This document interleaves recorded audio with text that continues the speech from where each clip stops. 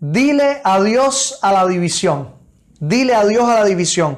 Y vamos a estar en esta mañana mirando básicamente el libro de los Hechos, Hechos capítulo 2, y que quisiera que usted lo tuviera ahí en su Biblia marcado para las veces que vamos a estar buscando en el texto y llenándonos de lo que la palabra de Dios quiere en esta oportunidad.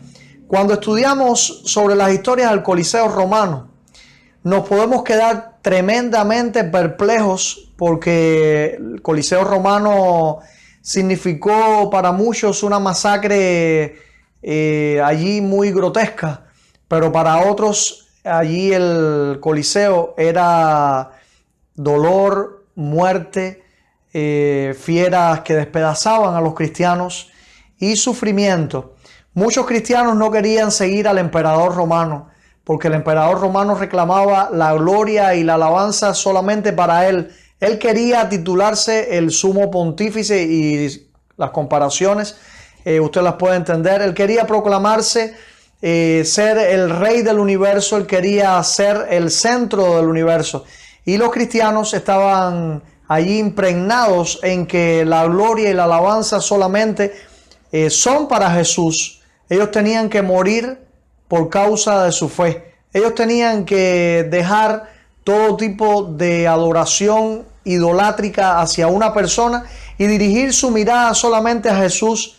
Los cristianos preferían morir en las arenas del circo romano, abrazados, demostrando lo que verdaderamente había dentro de sus corazones. ¿Y qué había dentro de sus corazones? Había una perfecta unidad. Había una perfecta unidad, los unos con los otros.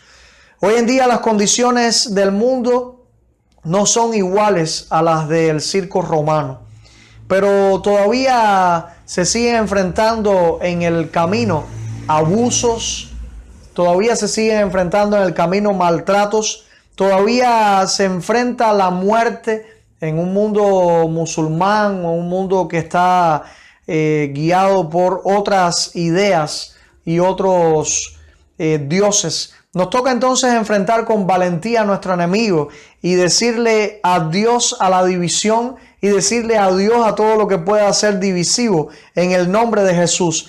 La proposición de esta mañana es: dile adiós a la división, porque vives en unidad con los hermanos en Cristo, con tus hermanos en Cristo. ¿Qué nos ofrece? ¿Qué nos ofrece la unidad para decirle adiós a la división? ¿Qué nos ofrece andar unidos? Cuando andamos unidos, esta bendición nos deja ver que el Espíritu Santo se derrama en nuestras vidas, pero con potencia. Nos deja ver las bendiciones del Espíritu Santo. Usted los puede buscar ahí en el libro de Hechos, capítulo número 2, cuando en los versículos 1 al 4, la Biblia dice de esta manera, versión del 60, estamos leyendo: cuando llegó el día de Pentecostés, estaban todos unánimes juntos, y de repente vino del cielo un estruendo como de un viento recio que soplaba, el cual llenó toda la casa donde estaban sentados, y se les aparecieron lenguas repartidas como de fuego, asentándose sobre cada uno de ellos, y fueron todos llenos del Espíritu Santo, y comenzaron a hablar en otras lenguas según el Espíritu les daba que hablasen. El Pentecostés era un festival anual, también conocido como fiesta de las semanas o como las fiestas de las primicias. ¿Qué hacían en Pentecostés? En Pentecostés se celebraba por los frutos de la nueva cosecha. La bendición de Pentecostés no era nada extraño, no era nada extraña. Ellos, los discípulos y todos habían visto cómo Dios podía hacer ver algo diferente mientras ellos se abrazaban y ellos estaban juntos. Hoy, por causa de la COVID, nosotros los cristianos no nos podemos abrazar como lo extraño. Hoy, por causa de la pandemia, nosotros no nos podemos abrazar y nos podemos besar.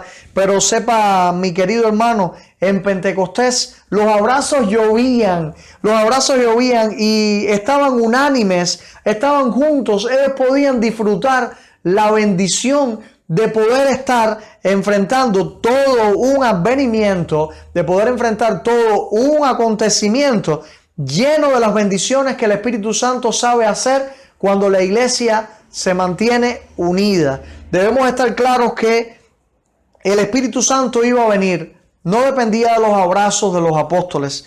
No dependía de que ellos pudiesen estar juntos, pero en gran manera sí dependía en que ellos pudiesen tener una verdadera decisión de unidad.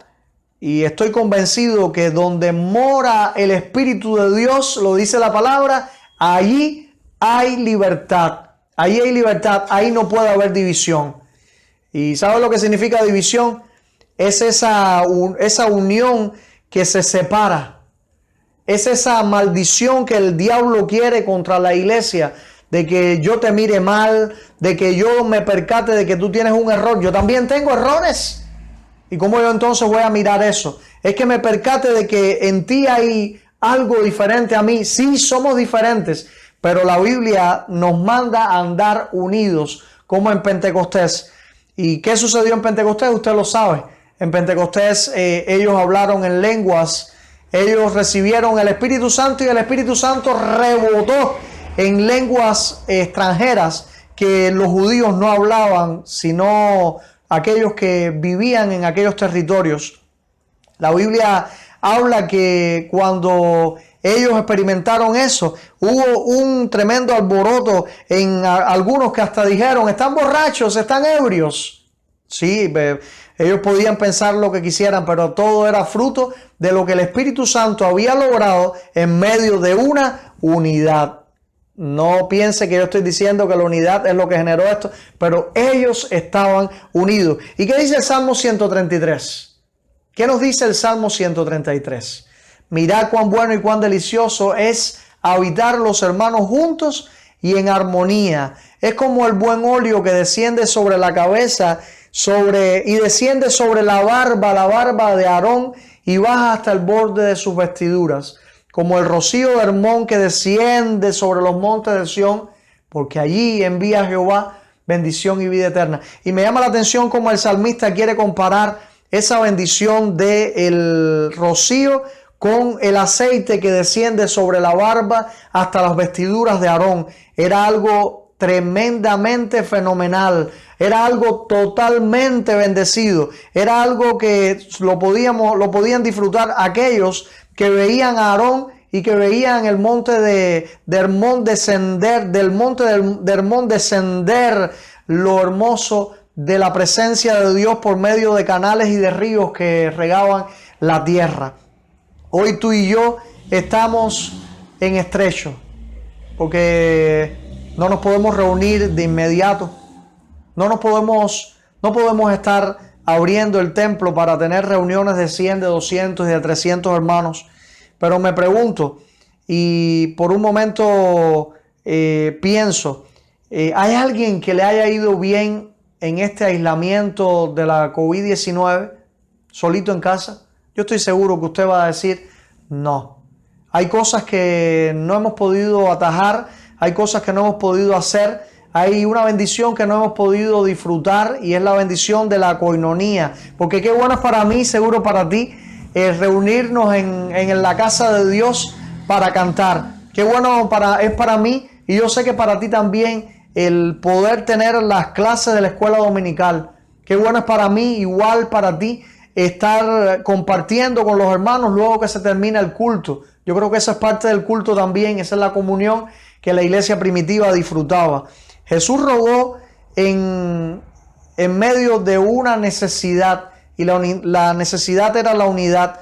¿Y qué pidió en Juan capítulo 17 versículo 21? Que sean uno, oh Dios, como tú y yo somos uno. Hermanos, si Jesús tenía esto como algo de gran importancia, es la unidad, tenemos que decirle adiós a la división. La división genera problemas dentro del pueblo de Dios. Entendamos que no somos iguales, pero tenemos que andar como andaba la iglesia de Pentecostés, unánime, junta, la iglesia de Pentecostés experimentando la bendición del Todopoderoso. ¿Qué más nos ofrece la unidad cuando miramos el libro de los Hechos y específicamente el capítulo 2? Nos ofrece que nos hace ser más comprensivos en medio del dolor y de la necesidad. Cuando miramos ahí los versículos 42, busque ahí en el capítulo 2, 42 al 47, nos damos cuenta que la doctrina de los apóstoles, la comunión unos con otros y el partimiento del pan y las oraciones eran algo constante en la vida de la iglesia primitiva. Y usted va a decir, ¿y cómo eso puede ser constante en la vida de la iglesia? Sí, en la vida de la iglesia actual también. Nosotros debemos estar constantes en la doctrina, nosotros tenemos que estar constantes en la comunión, nosotros tenemos que estar constantes en el compartir. ¿Qué vamos a compartir? Lo que tenemos mucho, comparte mucho. Tenemos poco, compartamos poco, pero no dejemos de compartir. Porque mientras nos damos cuenta del dolor y de la necesidad de un hermano, nos toca a nosotros dar de lo que tenemos. Todos los discípulos, tanto los discípulos como nosotros, vivimos en un mundo de mucho dolor. Vivimos en un mundo de muchísimas necesidades. Muchas veces cambio mi condición de pobre, no soy pobre, pero a veces me pienso muy pobre diciéndome preguntas. ¿Tendría Abraham menos que yo? ¿Tendría Pablo más comodidades que yo en su casa? Y la respuesta es no. Entonces me conviene pensar que mi ayuda no depende de nada exterior. Mi ayuda no depende de cuánto percibo de salario. Mi ayuda depende enteramente de Dios. Y lo que Dios me da, tengo entonces yo que empeñarlo en el reino celestial, en el reino de los cielos, pero el reino que todavía no se ha consumado, el aquí, el que está en la tierra, con mis hermanos, ayudando a mis hermanos. Es importante partir del versículo 42 para ver todo lo que se desata a partir del versículo 42. Nos podemos dar cuenta que todos los que habían creído, dice el versículo 44, todos los que habían creído estaban juntos y tenían en común todas las cosas. Y usted dirá, ¿cómo tienen en común todas las cosas? ¿Sí? Ellos tenían sus propiedades, vendían sus propiedades, las compartían. Ellos tenían enfoque en la unidad, no en la desunión. Y siempre vamos a ver una nota discordante de desunión, como era Ananías y Zafira, que trataron de buscar otra idea de lo que era el verdadero compartir.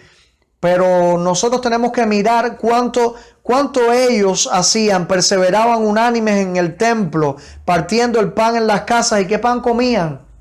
El pan que tenían. Tenían mucho pan.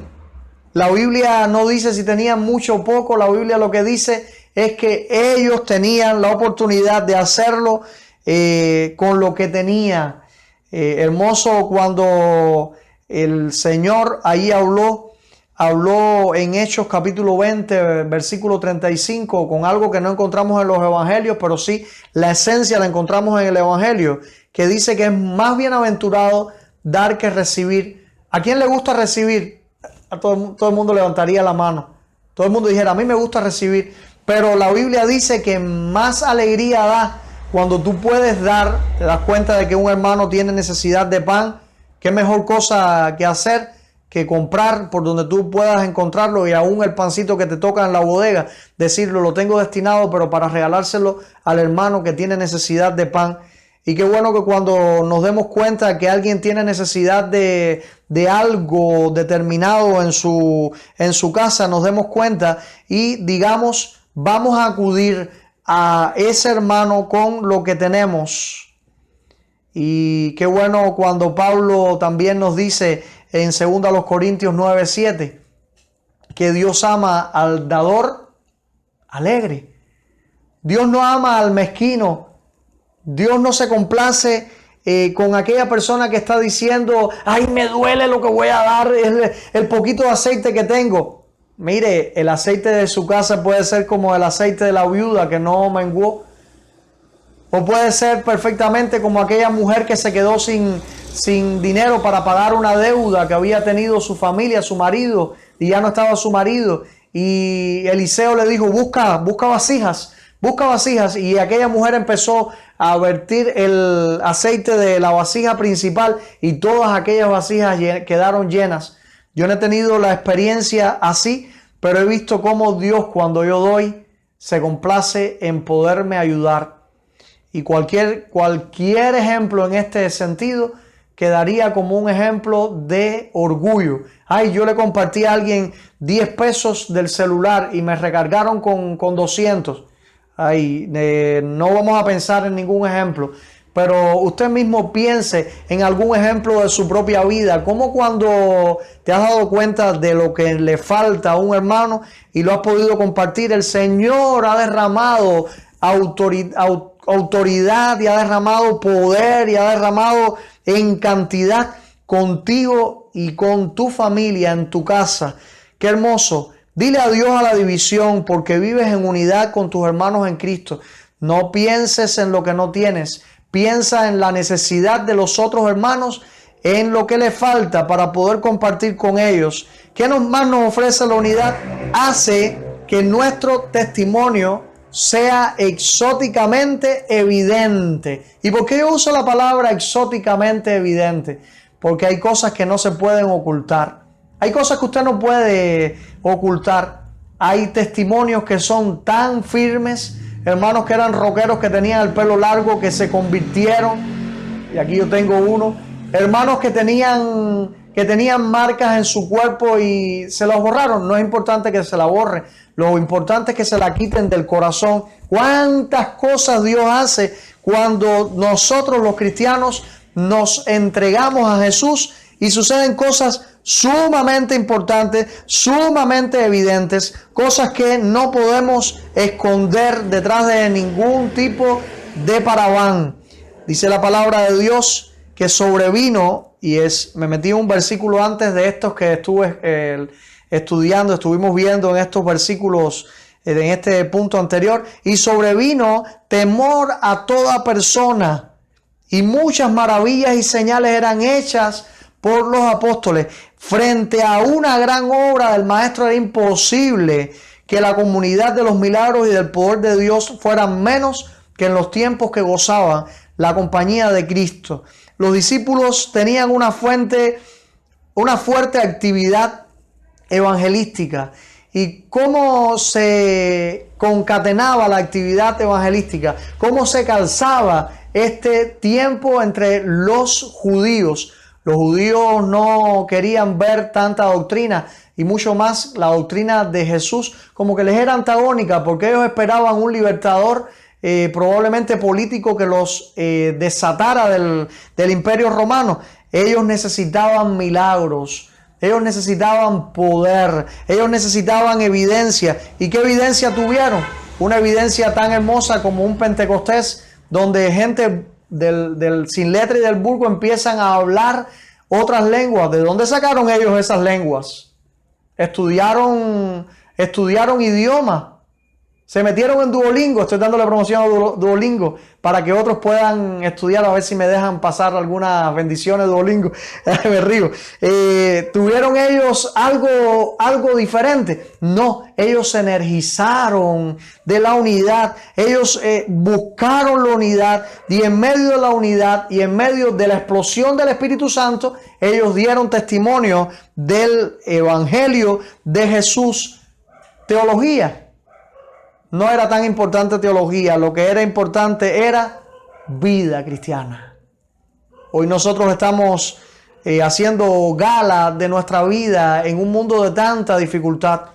Hoy nosotros tenemos una tremenda responsabilidad, y la responsabilidad muchas veces no va a ser comida. El segundo punto, la necesidad muchas veces no va a ser otra cosa que el mundo esté pidiendo. La necesidad va a ser verdaderos testimonios en el 2021 de la gloria de Dios. Milagros, sí. Yo creo en milagros. Pastor, ¿usted cree en el milagro? Sí creo en los milagros. Sí creo en los milagros. Yo creo que Dios puede sanar a una persona que está muriendo. Yo creo que Dios puede levantar a uno que ha muerto. Yo creo que Dios puede hacer milagros que no están escritos, porque Dios es sobrenaturalmente nuestro Dios, el creador de cielo y tierra, quien tiene la autoridad para gobernarnos, quien tiene la autoridad para hacer todo para la gloria y para la alabanza de su nombre. Los discípulos tenían que testimoniar del nombre de Cristo. ¿Y cómo dieron testimonio del nombre de Cristo? Miren lo que dice la Biblia. Ellos hicieron vida de comunidad. Ellos hicieron vida de verdaderos hermanos. Tú y yo estamos haciendo vida de verdaderos hermanos. Nos toca de cerca entonces. Es que le digamos no a la división. Agentes divisivos se han metido dentro de la iglesia para decir, mira a los hermanos, mira, critica, murmura. Dile no. Cada vez que te aparezca alguien que quiera murmurar y ahora por Zapia o por el teléfono, por Telegram o por ahí WhatsApp, dile no te permito que me digas nada contra mi hermano. No acepto ningún tipo de queja contra mi hermano. Es mi hermano salvado por la misma sangre que me salvó.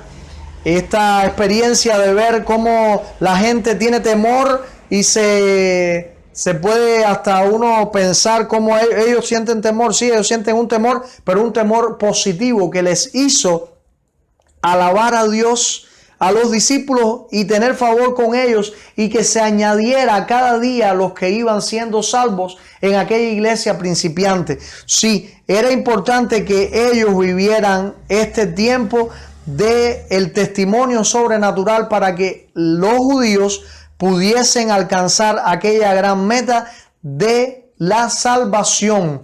Y la salvación dependía del Señor. Y sigue dependiendo del Señor, pero depende también de nuestro testimonio y de el testimonio personal que pueda tener cada cual para decir, yo acepto el regalo del Señor por medio de Jesucristo. Hermano que me estás escuchando, el tema de esta noche es dile adiós a la división, pero casi que yo no he hablado de división, yo lo que he hablado es de unidad. Yo lo que he hablado es de unidad. No permitas que el enemigo se meta en tu casa para dividirte. No permitas que el enemigo se meta en tu iglesia para distorsionar la obra de Dios. Deja que la unidad cale los bancos, cale los suelos del templo, pero más que todo que la unidad se meta en tu corazón y llegue hasta lo último de tus tuétanos, diciendo no a la división, no a la división. Concluyo de esta manera, y como estábamos hablando al principio de aquel circo romano, cuenta la historia dura pero real y fidedigna, que en cierto lugar tomaron una joven a punto de dar a luz, la llevaron ante el César y le dijeron, niega a Jesús y se te dará la libertad. Pero aquella joven se negó a negar a Jesús, y el César apuntó con su dedo hacia abajo, que era señal de muerte. Aquella joven fue puesta en el centro del Coliseo y le soltaron las fieras salvajes para que la agredieran. Cuenta la historia que aquellas fieras salieron, toros salvajes, y fueron a embestir a aquella joven. Aquella joven fue catapulteada una y otra vez, pero no murió. Cuenta la historia que cuando el emperador vio que aquella joven no había muerto, le soltó a los gladiadores que la hicieron pedazos, y me siento triste por esta historia. Luego en las mazmorras, en todos los lugares donde los cristianos estaban, sabían lo que había sucedido, ellos se abrazaron y lloraron. Pero lo que más me impacta es que soltaron a grupos de cristianos para que pudieran ver cuando los gladiadores estaban matando a la joven, y ellos armados totalmente tenían que combatir bandos de cristianos contra cristianos. Y dice la historia que cuando se enfrentaron unos a otros, soltaron todas sus armas de guerra, se quitaron todos los cascos, todo lo que tenía, y se abrazaron en las arenas del circo romano para darse el amor de unidad que ellos necesitaban, el amor que no puede ser sustituido por nada ni por nadie. Y usted sabe lo que hicieron los gladiadores. Mientras el mundo vive desunión, mientras el mundo vive la desunión, digámosle adiós a la división, porque vivimos en unidad con todos nuestros hermanos. Nos deja ver las bendiciones del Espíritu Santo, la unidad nos hace ser más comprensivos frente al dolor y a la necesidad, y hace que nuestro testimonio sea exóticamente más evidente. Que el Señor te bendiga, nos bendiga a todos. Amén.